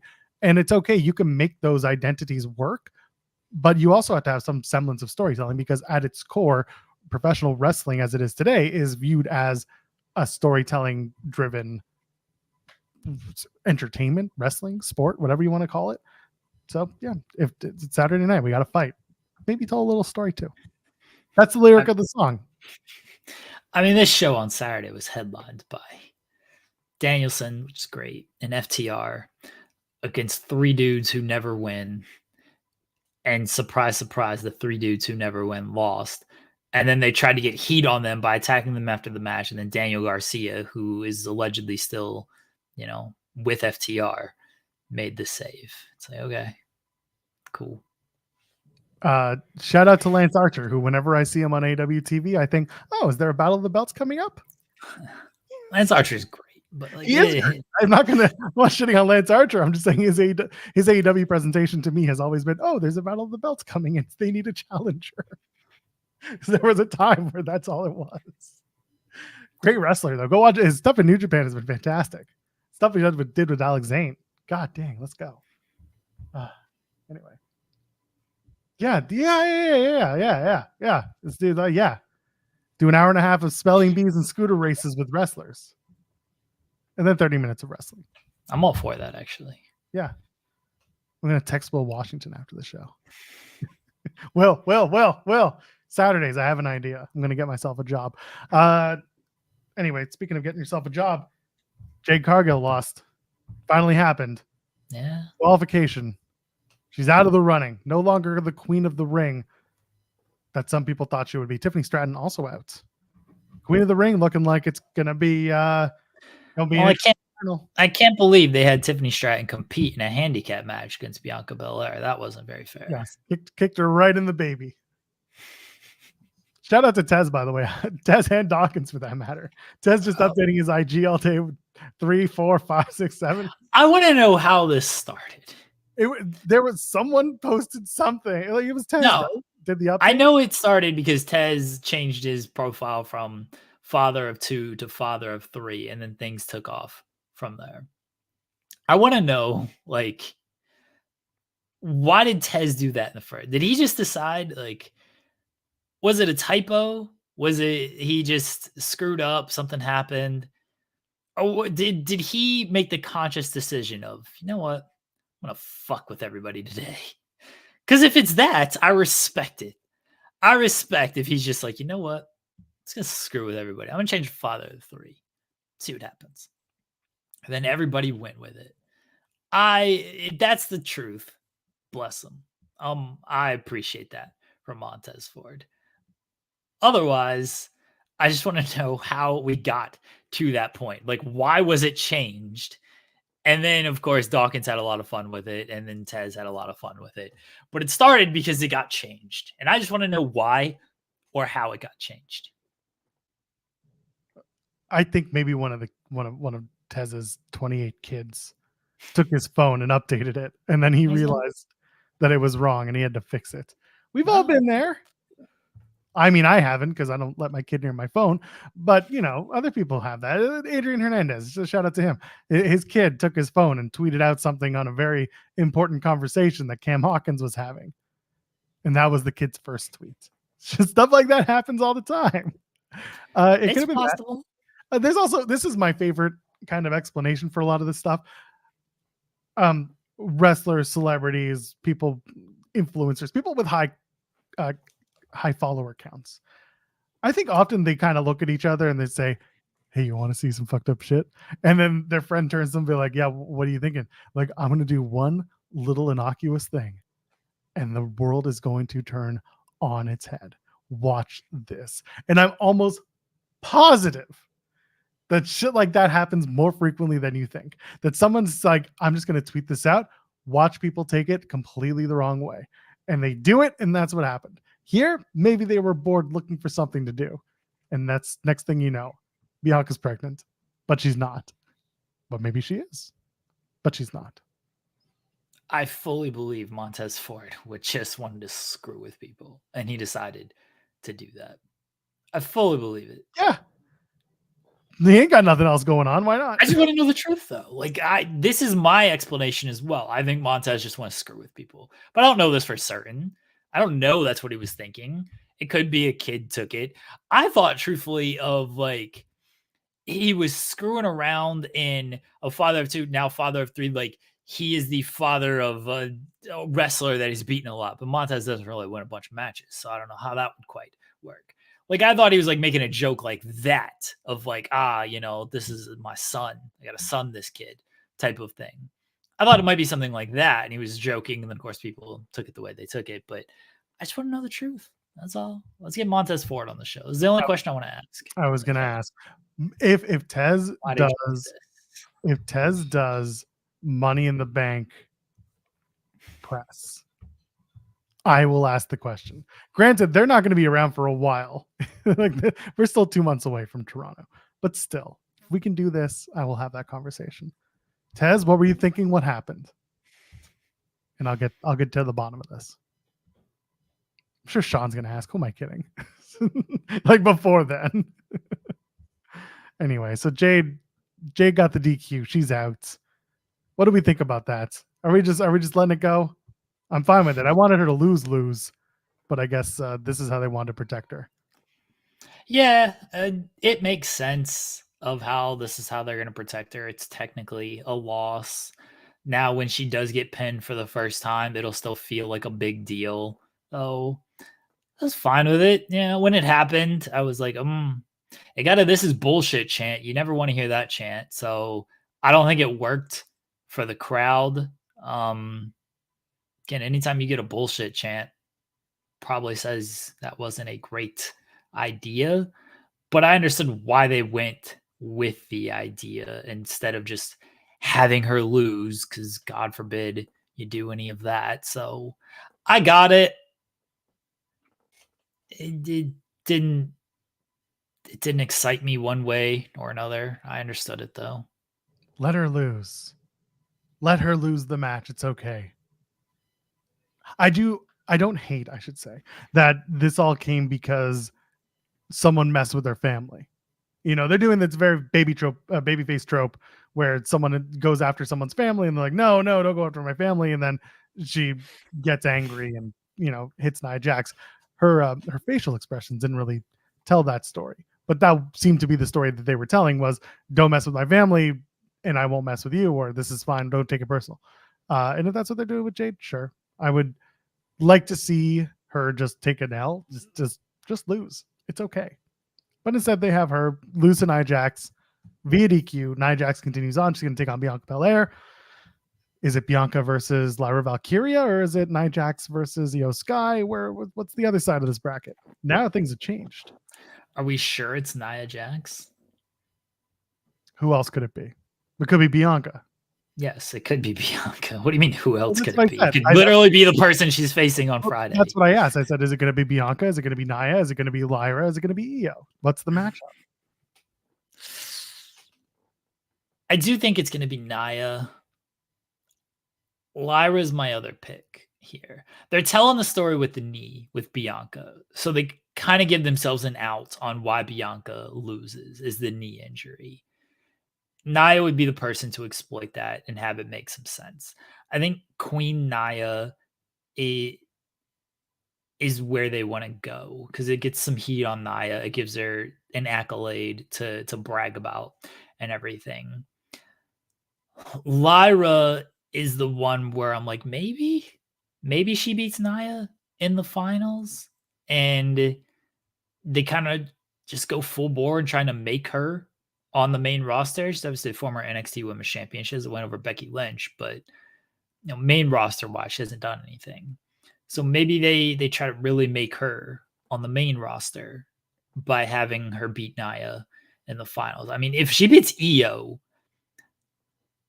if she beats Io, beating Io, former champion, Nia, back to back to win the title, that's pretty big for her, assuming they follow up and actually do something with that moving forward. But it's a big accolade out of the gate. It does feel I mean, we'll know who wins. We'll know who wins on SmackDown based on who wins tonight. I don't think you're doing Io. I don't think you're doing a heel final or a face final. Maybe you can get away with Lyra and Bianca in the finals. I don't think you can do Io and Nia in the finals. I think you can, because people still cheer for Io. This is the thing, and when we talk about the men's side, it's like one thing that WWE has done well with this tournament is that they've made the final four on each side seem plausible. Although I would argue that the men's final, you and I have talked about, there's really only two configurations as to how it would work with the four guys. There's no like crossing of stories that would make sense, but like Nia and Io works just as well, because it's always, if Nia's in the finals, then the idea is that you're overcoming Nia, who is the biggest woman on the roster, and she is the most powerful. Therefore, it's a big feat if you can defeat her, which for a babyface is what you want. But Io is also small. She's cunning, blah, blah, blah, former world champion. She can do it. On the other side, Lyra Valkyria taking on someone like Nia, that's a huge coup. She gets the win. Bianca, the story becomes Bianca has a history with damage control. So there's that one. That's easy to tell. But also with Bianca, it's like if you take on the ESC, you take on the best, the person who is top of that division in WWE, that's a big coup for the victory as well. So all four women have some sort of tangible story or tangible match that can be made. And so I don't hate the idea of any four of them. That being said, Queen of the Ring, King of the Ring for that matter, hasn't really meant much in a long time. And I think someone was talking about this recently, and I really attached to it. It was like, when we saw the King of the Ring in its infancy, it meant something because WWE made it something, or the WWF at the time. And then when they got to like the 2000s and beyond, it didn't mean anything. You weren't making people out of it anymore. It became like the Ruthless Aggression era started making it into a gimmick instead of an actual pushing someone up the card because of their win. It feels to me, because this is Triple H, this is Paul Levesque, this is his, when he started, that time frame was when they were using the King of the Ring as a springboard for other wrestlers to go up the card. Good opportunity for Lyra, good opportunity for Nia, who is pretty much just used as the big baddie of the week. This is something that this is an accolade that builds her up down the line. And then you've got Bianca. Does she need it? It's another trophy in her trophy case. That's great. Io on her way back to going after a world championship, but then that's a babyface move, and she's not currently situated as babyface. So like there are things that work, but there are, again, it's a little all over the place. It all depends on how important is the king or queen of the ring in this iteration of WWE, because it hasn't meant much in almost 20 years. I think it's important because of the people they've put in it. We talked about that a little bit last week, of like they've established importance because they've put important people in it. They're giving these matches time.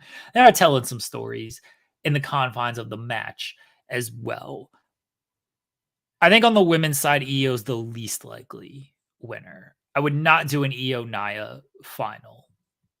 I wouldn't even do an Io Bianca final because I feel like we've seen enough Bianca against Damage Control. You can leave that in the past. Io and Nia, I understand your point of Io fighting from underneath. She still gets cheered. Why position that, though, when you don't have to? And Io is a heel. You just don't have to. You can put Lyra in that spot. Lyra gains a little bit more because she beats Io. Even if she loses to Nia, she gains a little bit more just being in that spot. Where Io doesn't really gain anything unless she's going to win. If she's going to win, fine. Then I'd probably still have her beat Bianca, because then you could at least tell heel babyface, Io beats Bianca. Bianca had the knee injury. Io took advantage. It gets a little heat on Io off of that as well. So they have options there. I don't think Io and Nia is a strong option, though.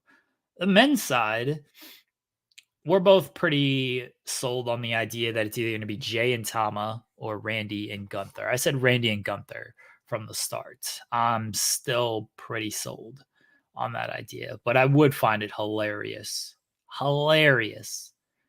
if Jay just beats Gunther tonight. It's like I said, you can eat a loss.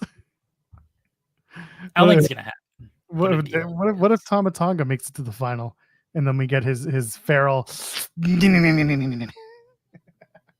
whatever the hell that was on Friday? Tama was. Come on, try and do it straight face, Jeremy. Try and do it with a straight face. Tama was fired up, man. He just had some Billy Corgan sugar, and he was ready to go, baby.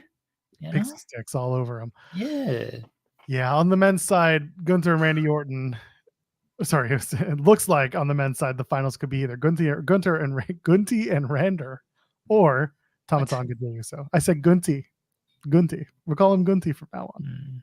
Gunther and Randy Orton, or Tama Tonga and Jey Uso. It doesn't seem like any of the other options make sense. Doing Jay versus Randy, maybe, but Gunther versus Tama seems like a bit of a weird final to have in King of the Ring. Good Wild Thornberries references. My God. I respect it. Someone made that reference on Friday night's post show. That's fine, but I didn't see it on there. So I watching the product, Jeremy Lambert. Goddamn. They made it on the post show. Oh, I didn't see it. Whatever. Still a good reference. What were we talking about? Gunty and Randy, or Tama and Jay. Jay and Randy being a possibility, and then Gunther and Tama being a little less likely. Yeah, I don't think they're gonna do Gunther and Tama. That would be hilarious, is what it would be. I don't know what you get out of that. A very questionable finish. Nah. Jay and Randy, I like, and you can kind of do that. Crowd will pop for it. So I could possibly see that happening. There's also at least a background there. There is a story there with Brandon. Yeah. Yeah. So I can see that possibly happening. Man, people are going to be mad if Jey Uso beats Gunther, though. Like, really mad. He's the top draw. He was the top draft pick on Raw. You've got to give him something. He's got to do. Come on, and that's the thing. So, like, Jay wearing that crown just looks right. It's a blinged out crown. Like, it was made for him. When I look at all 4 members of this, the only other thing I could see is if Tama wins, he gives it to Solo, and Solo wears the crown, and he's King Solo. Randy with that crown would be hilarious, though. I hope Jay wins. I do too. Jay just beats Gunther. He should beat Gunther in like 30 seconds. 1 super kick. Let's go. And Gunther just goes down. This long reign. And then, he's the Intercontinental Champion for this whole time. And now, like, just 1 super kick beats him. I'm for it.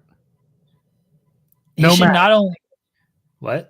No full on match, no 50-50, just wham, super kick. That's it. No. I've got a better idea, Joel. Okay. Okay. Super kick, and then he yeets for 15 seconds, and then he pins him. It's like super kick, and then he's like, crowd's all hype, and then he pins him. Yeah. He runs around ringside. He does it with Pat McAfee. Yeah. And Gunther has to stay there the whole time. Take back the super kick, Jay. It's been bastardized and neutered. Take it back and have it beat Gunther and lay him out for a good old minute. Have him do a roll-up finish. No. You want to roll up makes it seem like you just like caught the guy by surprise, whatever. You just want to beat down, take it back. Let's go. Yeah, because the super kick, people just use it as a transition. It's dumb. I want him to win with the super kick, but not only win with it, I want him to lay Gunther out for an extended period of time with it. And then he goes and he wins the King of the Ring. And when he wins the King of the Ring, he wins it with the super kick. And then he goes, he gets the crown, he gets the cape. And his first proclamation as King of the Ring, super kick, only I can do it. No one else can do it by proclamation of the King Jey Uso. I'm for that. And then think of the discourse he starts by doing this on Saturday. And then Sunday, there's a super kick in every single match on that pay-per-view. Perfect. And then Jay gets on. He says, I'm finding this guy. And then everyone's like, he's stealing Bryan Danielson's gimmick. I'm like, well, here we go. I'm all about it. Let's go for it. King Yeats. The Yeet King. It's like a wheat king for those tragically hip fans out there. The Yeet King. I've sold myself on Jey Uso winning this whole thing because people seem mad at Jey Uso. But also, get it. If they want to do the Firefly thing and all that stuff, like, come on, man. The visual of him with the crown and the lights and everything, like, they're gonna do it. If the house is packed in Saudi, like they're going to do it. Well, I mean, listen, you can argue at one point things kind of switched. It used to be that for the last few years, WWE would go to a venue and the crowd would be against almost everything.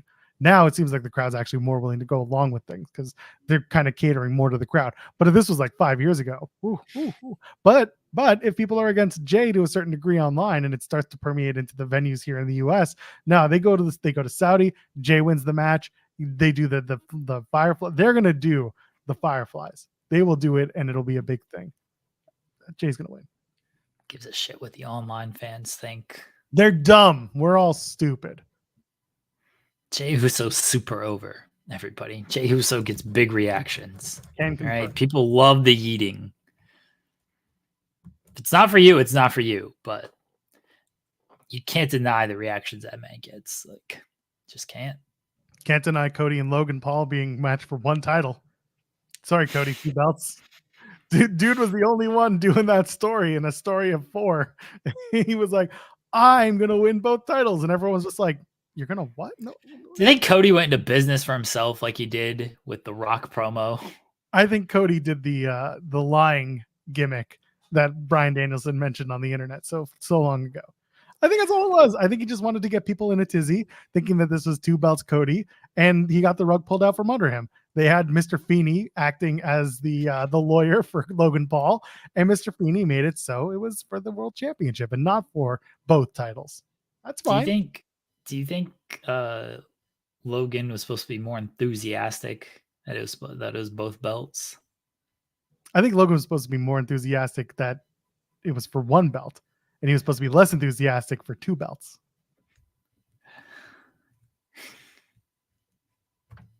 What are you getting at? You saw the Gewurz comments, right? Oh, no, I didn't.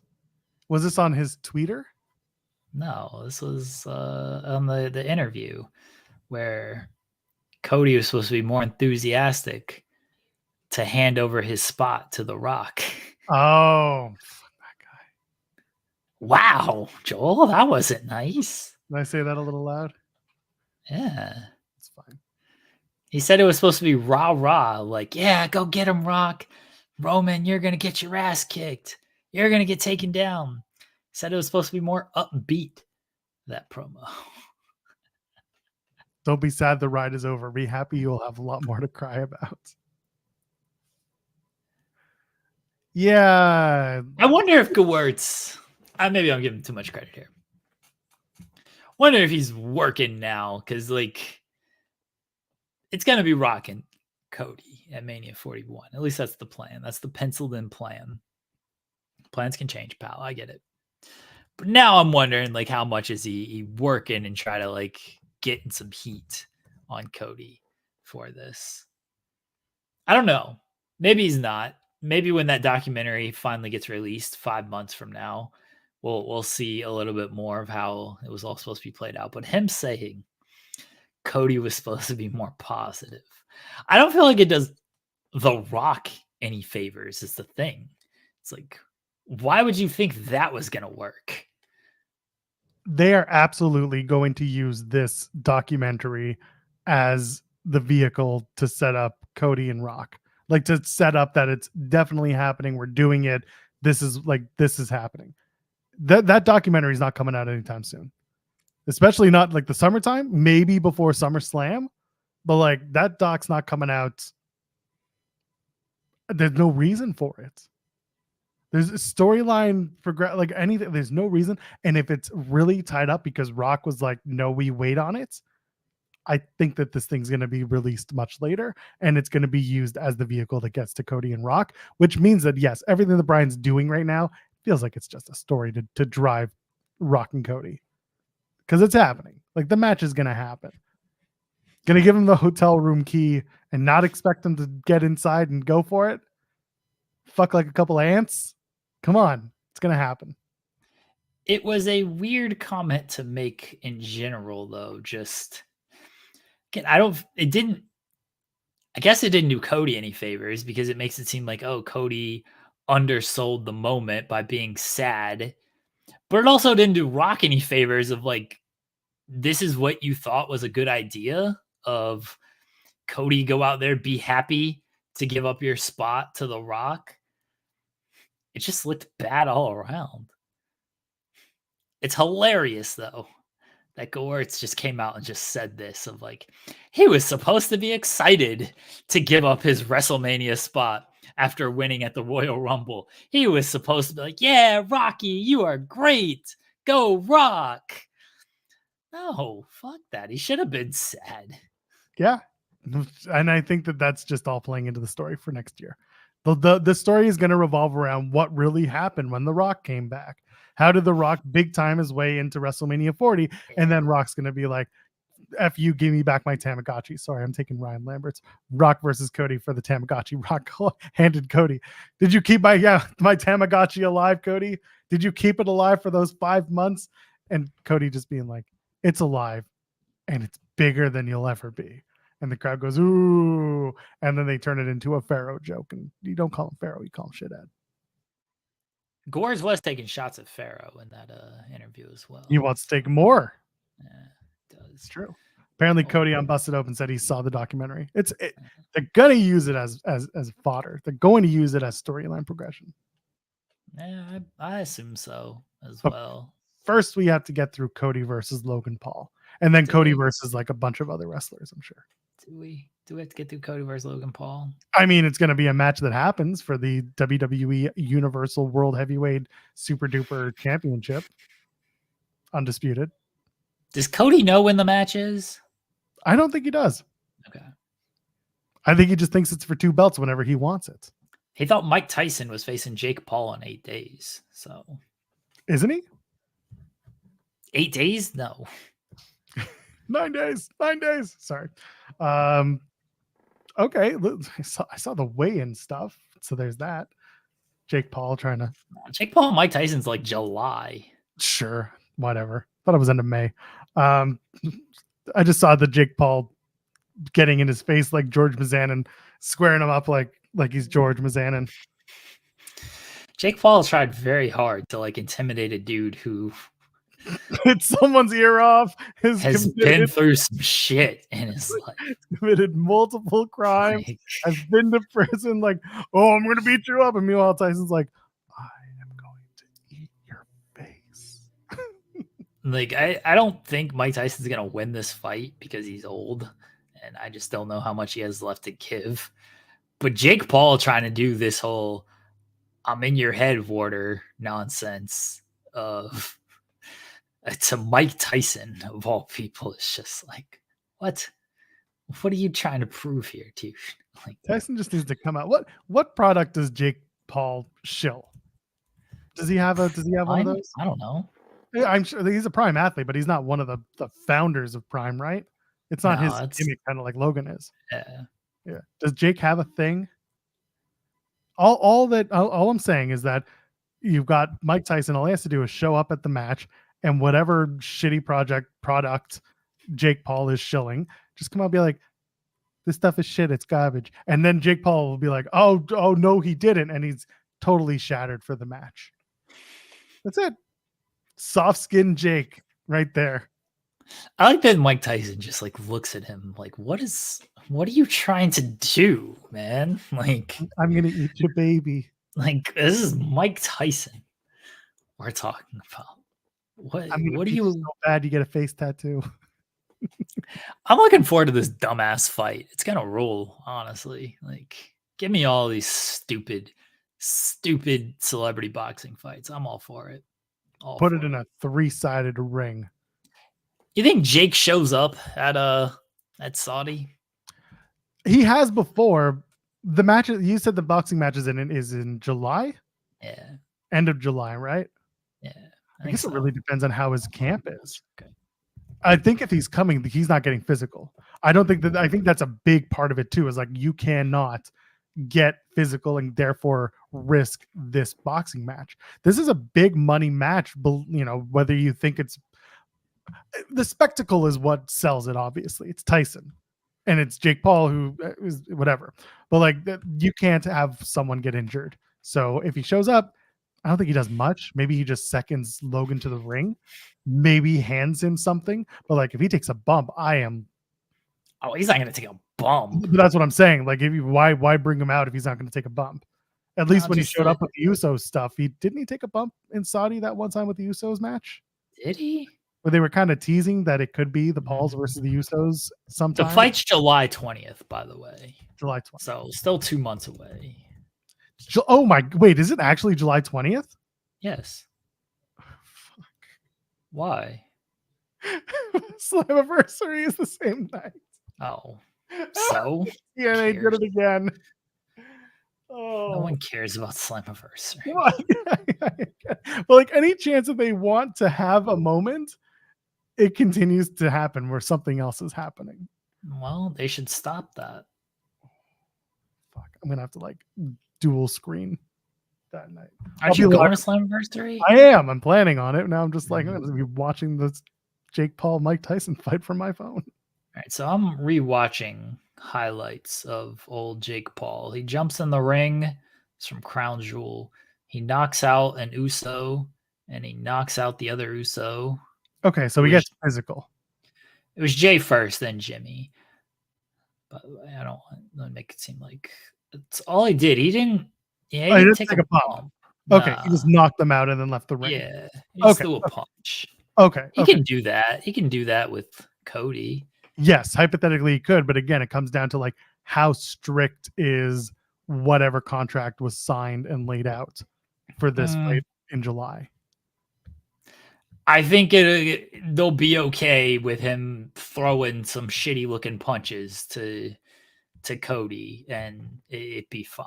Like, yeah, it's his. It's not like, I mean, it's not like this is an NBA contract where it's beholden to a team and a league and everything. Like, it's through his company. It's his fight promotion and whatnot. Like, maybe he just doesn't want to do it because he doesn't want to do it. But I don't think it's gonna be your contract says you can't do it. Like, I think he'll be all right. Yeah, we'll see. I don't know if he's gonna show up there, by the way. Maybe he does, maybe he doesn't. Again, that was the last time we saw him, was at a Saudi show. Yeah. So I don't see a reason why not. But yeah, Shane McMahon's coming back. Shitty punches here. McMahon. Jake Paul versus Shane McMahon. When is that happening? Shane McMahon would fuck him up. Just no leapfrogs.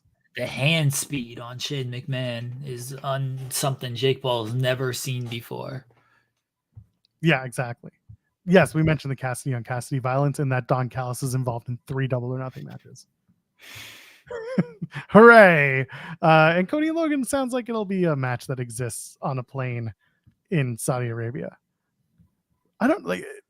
Are they really? What is the most important match on this show? Is it that one in Saudi? Yeah. Or is it like, what is the most important match? Is it the King of the Ring final? I'm just trying to, I don't know. Is it Cody and Logan? I think from a star power standpoint, it's Cody and Logan. But like, maybe crowning the King of the Ring is the big match. It's only going to be a 5-match card. Good. Which is fine by me. Good. Well, if you want your wrestling matches, tune in to Double or Nothing when they do a 13-match card. With 3 on the pre-show? So it makes it a 15, 16-match card? Yeah. Fine with that. Yeah, like someone's saying, Ryan's saying the tournament finals. I can see the men's, but it's the world championship. I think it's gonna headline with Cody and Logan.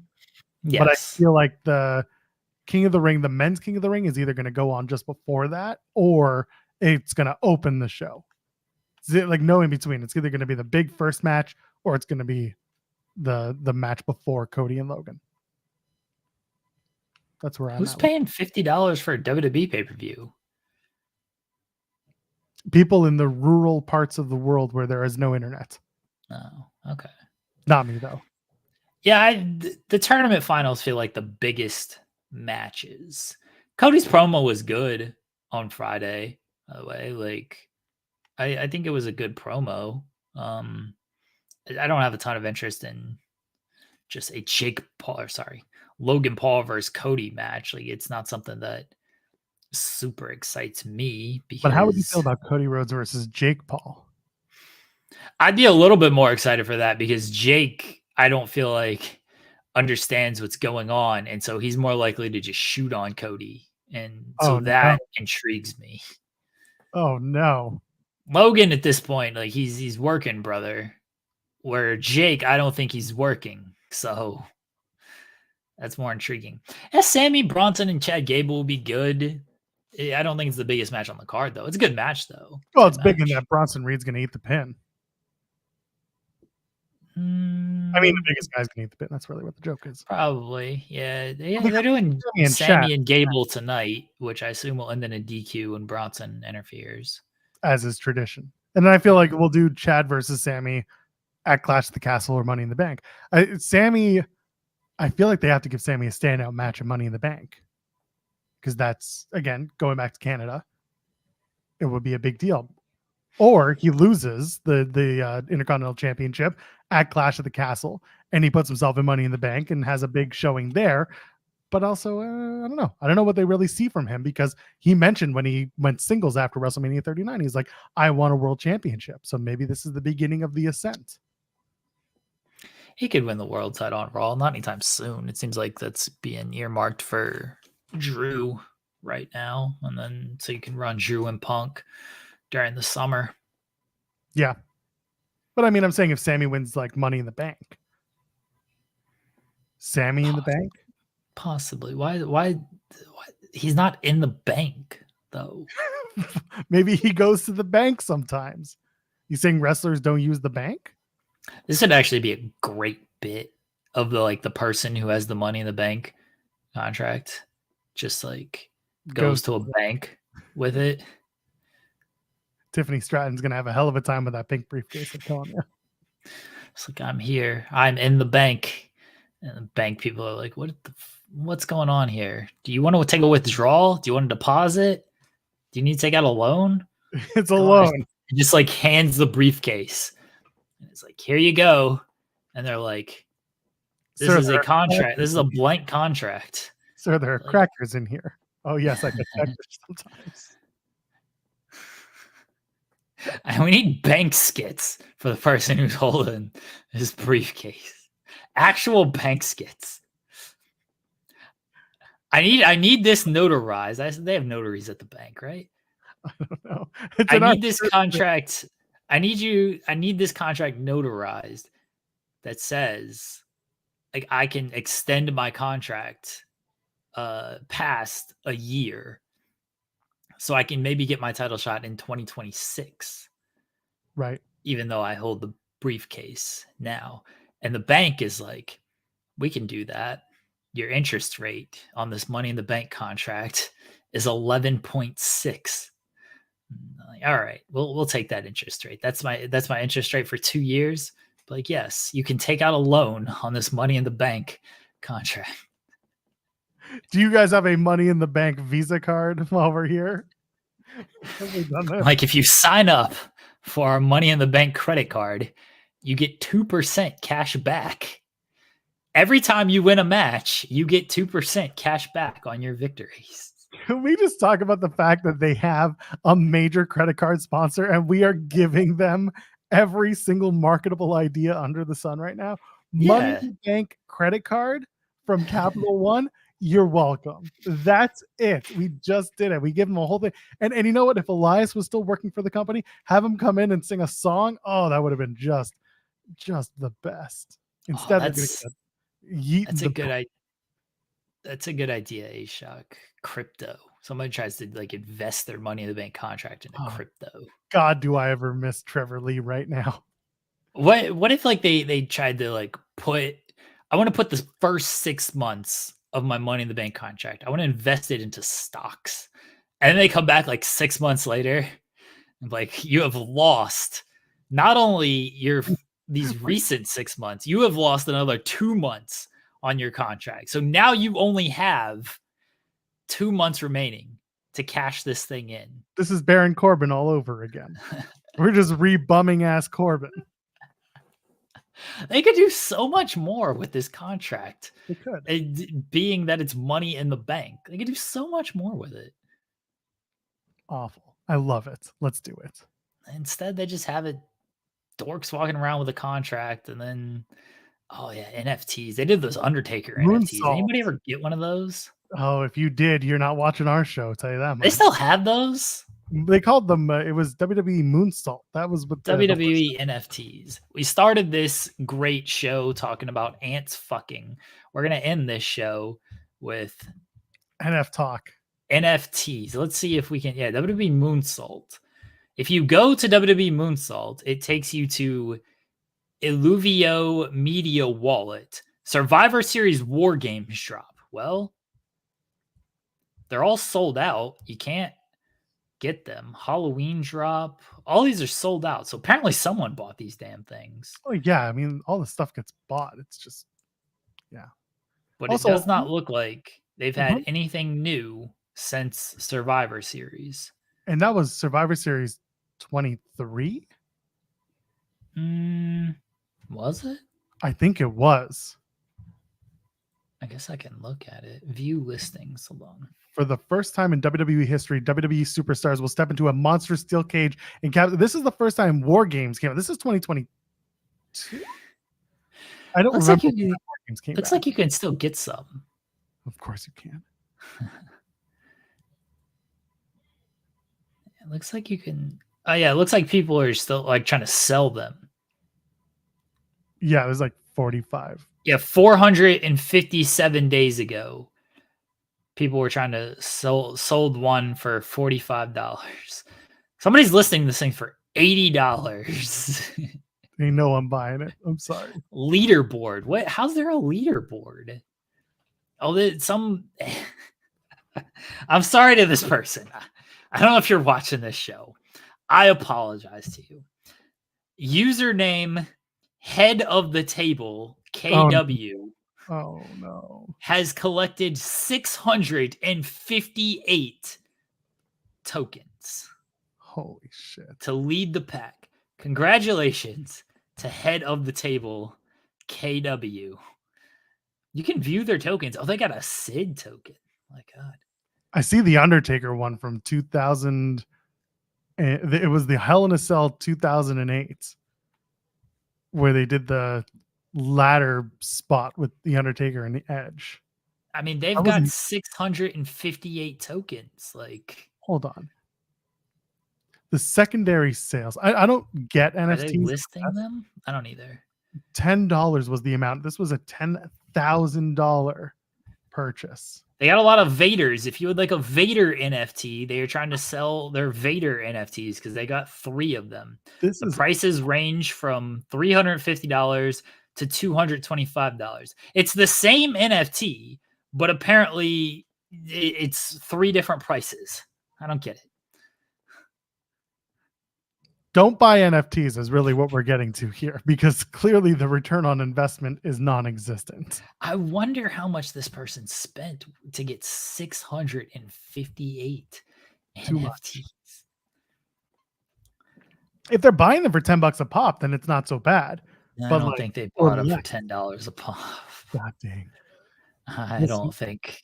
You know how like mega yachts are like the best way for oligarchs to hide their money because yachts don't depreciate in value, apparently. This is like, I wonder if NFTs were considered the same thing at the time. It's fuck the Phantom. I buy the yachts. Off-white Sunseeker at the marina. Thank you. We're back. Anyway, we got to start winding down. Is there anything else in this weekend that's worth talking about? You can buy this Brood Edge NFT for $1.11. Send it to Adam Copeland. Buy it and send it to Cope and be like, this is your value according to the internet. We love us some Adam Copeland. I do. Jeremy, not so much. It's okay. They got a lot of NFTs, Joel. It looks like they just got a bunch of the same ones. That would be very upsetting. Like, you just try to buy these things like, another Brood Edge NFT. Why are you people buying NFTs? Stop it. Head of the table KW, please come on our show and talk about these NFTs you have invested all of your money in and how that's going for you. Jericho did the same thing. Tried to do an NFT project. It's been garbage. Everyone did. MJF had MJF coin. That went well. That went very well for him for about 20 minutes. Anyway, let's get on out of here. Good Lord. Send us money so I can buy NFTs. Yeah, send us money for that, or buy me a Virtual Boy for my birthday. My birthday's coming up. What?